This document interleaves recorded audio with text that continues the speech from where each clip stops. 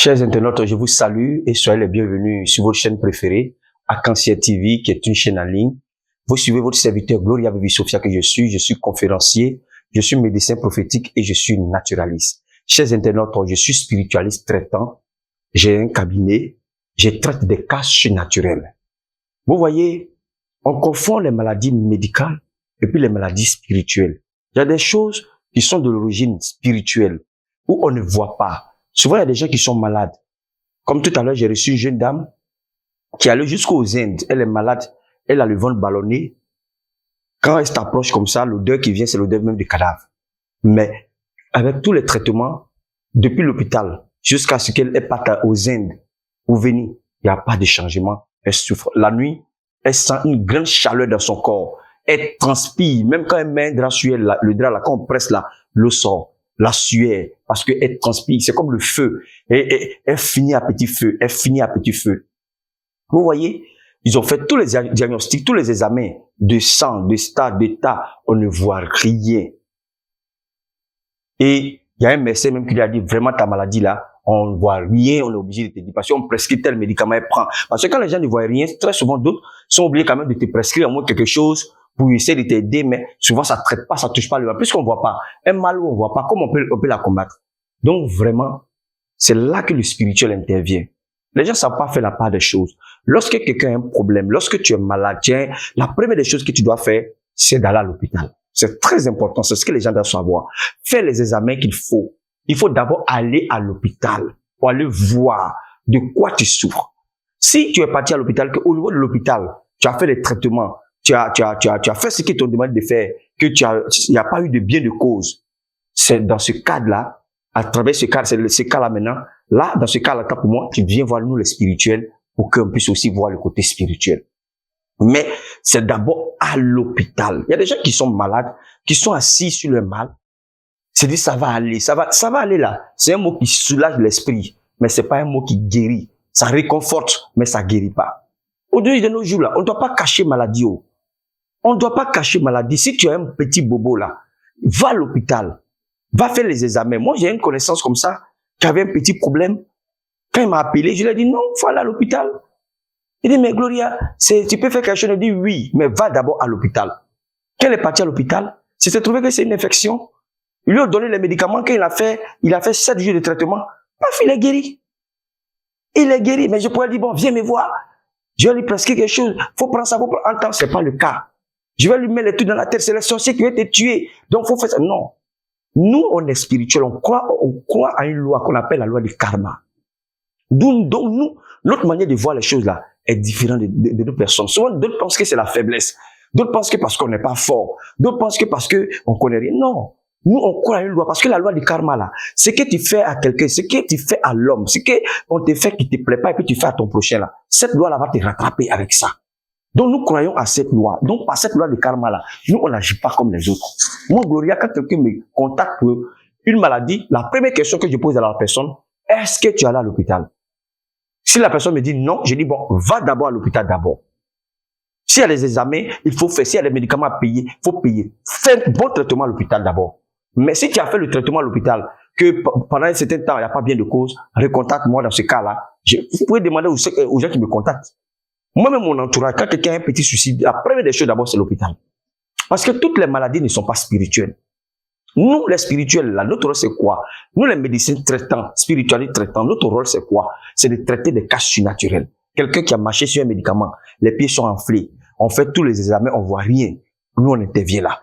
Les plaies incurables qui ne guérissent pas. Vous voyez même, j'ai des vidéos même sur les plaies incurables. Des gens qui ont des plaies qui finissent pas. On met tous les antibiotiques. Ils boivent tous les antibiotiques. On les pique tous sur l'antibiotique. La plaie ne se cicatrise pas. Souvent, ils n'ont pas de diabète. Ce sont pas les diabétiques. Mais c'est des plaies de mystiques, comme on le dit.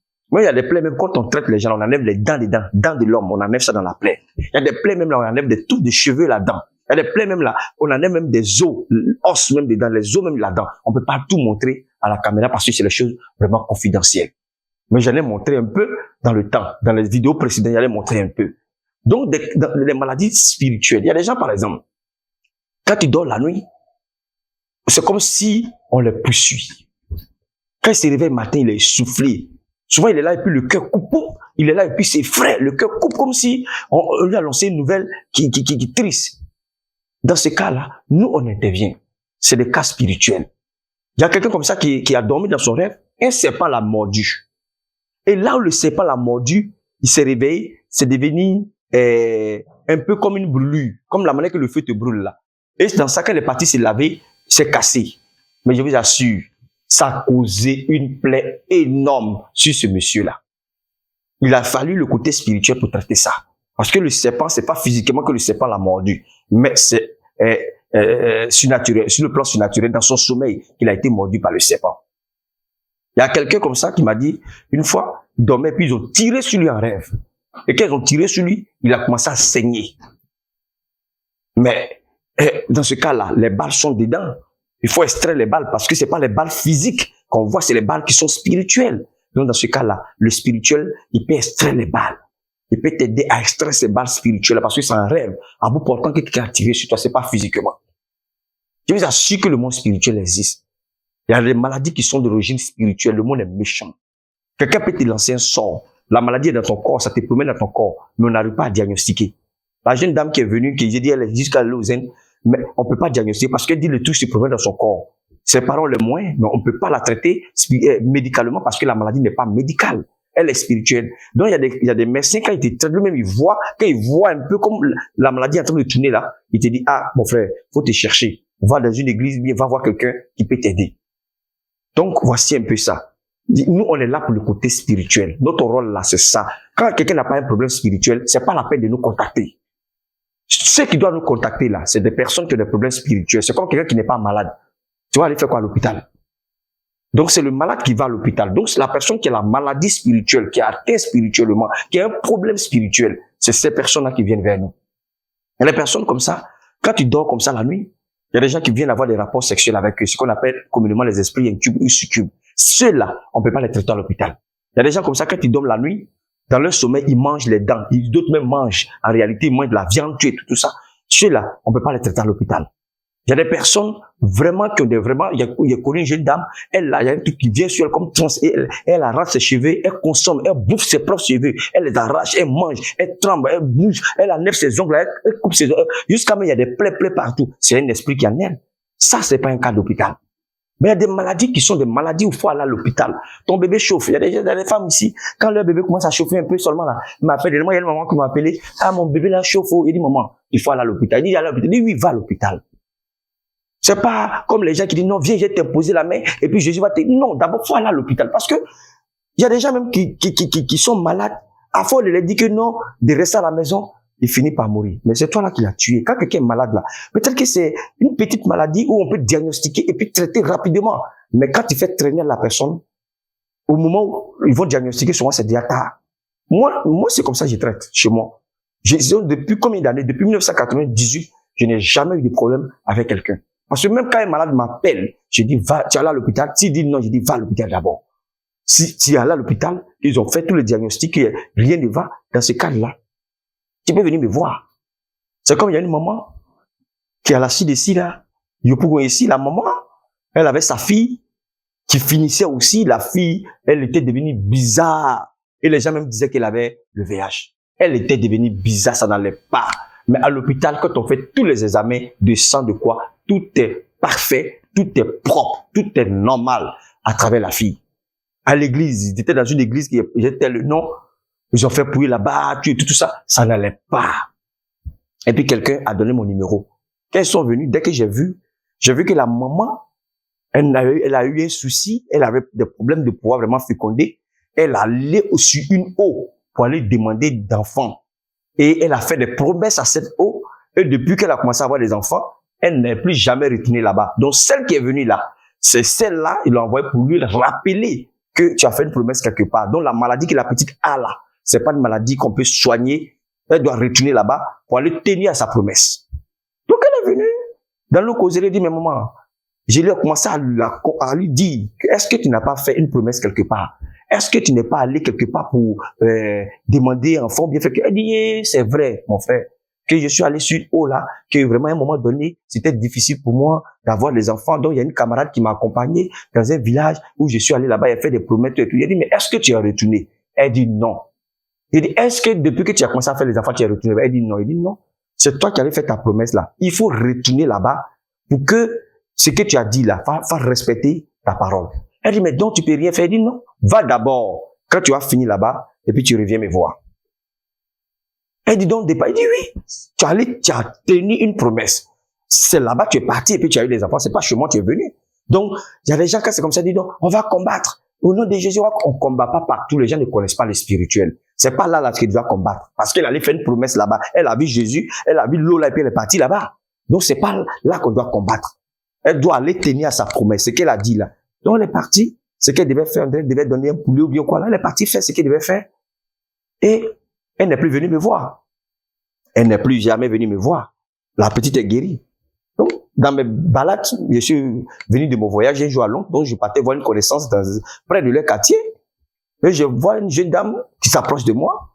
Elle dit, tonton, Gloria, bonjour. Il dit, bonjour. Il dit, mais tonton, tu me reconnais? Je dis, non, je te reconnais pas. Parce que je vois beaucoup d'hommes. Il dit, ah, tonton, tu m'as sauvé la vie.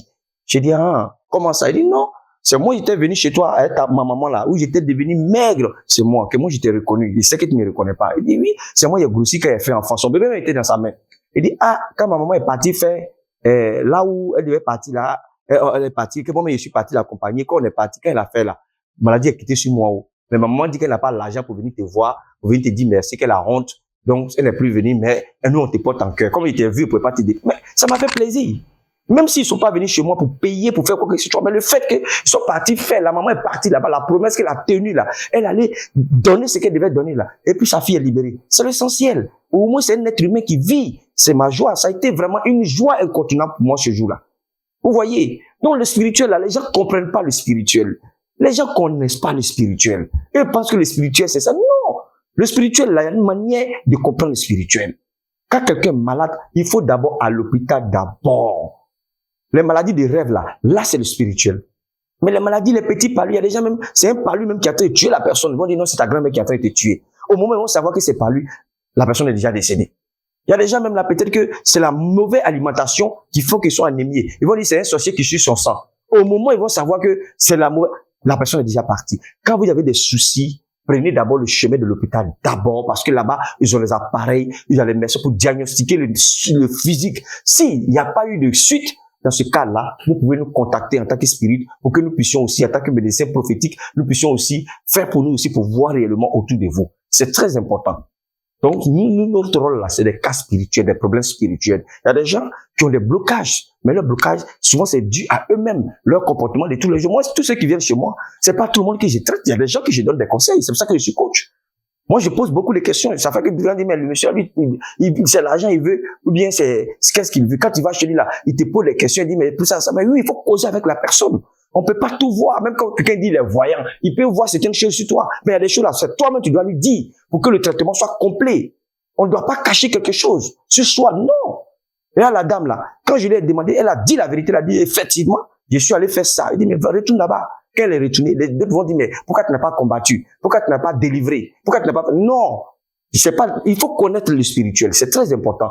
Donc vraiment, moi, si vous avez des problèmes spirituels, vous avez un cas spirituel, vous avez un besoin spirituel, n'hésitez pas à me contacter. L'année tire à sa fin. J'ai des kits de fin d'année pour préparer votre année, pour rentrer dans une bonne année, pour avoir une année bénéfique. Il faut enlever tout ce qui est l'odeur. Et il y a un séminaire qui va venir le 20, autant pour moi le 7 décembre.